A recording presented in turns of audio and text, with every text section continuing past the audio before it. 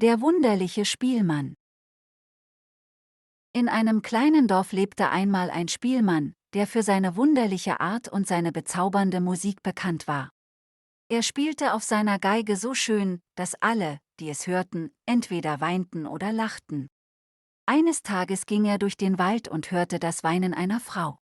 Er folgte dem Klang und fand eine junge Frau, die am Ufer eines Teiches saß. Tränen rannen über ihre Wangen. »Warum weinst du?« fragte der Spielmann. Die Frau antwortete: »Ich weine um meine 3 Töchter. Sie wurden von einer bösen Hexe entführt und in den Teich verwandelt. Sie sind jetzt Fische und können nicht zu mir zurückkehren.« Der Spielmann fühlte Mitleid mit der Frau und beschloss, ihr zu helfen. Er zog seine Geige hervor und begann zu spielen. Seine Musik war so bezaubernd, dass die 3 Fische an die Wasseroberfläche kamen und zuhörten. Dann hob der Spielmann seine Geige hoch und spielte einen besonderen Zauber.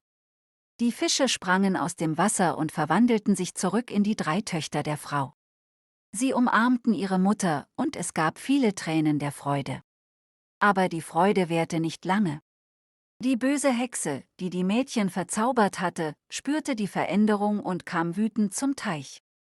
»Wer hat es gewagt, meinen Zauber rückgängig zu machen?« rief sie. Der Spielmann trat mutig vor und sagte: »Ich habe es getan. Dein Zauber war ungerecht, und ich konnte nicht zusehen, wie diese Mutter leidet.« Die Hexe war wütend, aber auch beeindruckt von der Tapferkeit des Spielmanns. »Du hast Mut, das gebe ich zu. Aber du wirst den Preis für deine Einmischung zahlen«, sagte sie. Plötzlich spürte der Spielmann, wie sich seine Füße in die Erde bohrten. Er wurde in einen Baum verwandelt, fest und unbeweglich.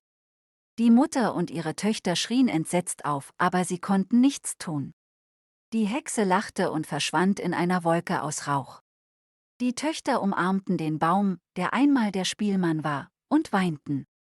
Aber ihre Mutter, die immer noch die Magie des Teiches in sich spürte, hatte eine Idee.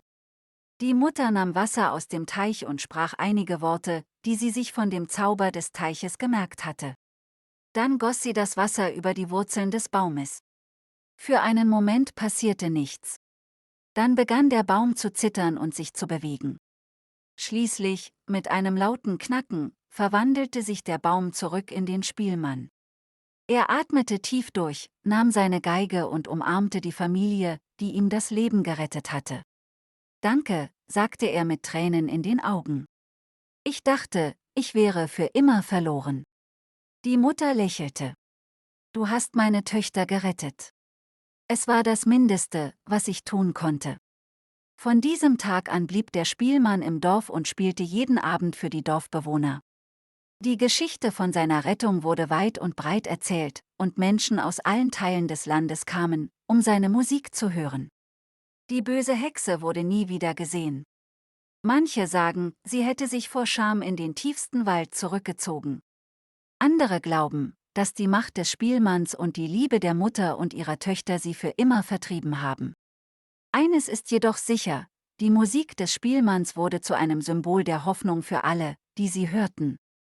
Sie erinnerte die Menschen daran, dass selbst in den dunkelsten Zeiten Liebe und Zusammenhalt über das Böse triumphieren können.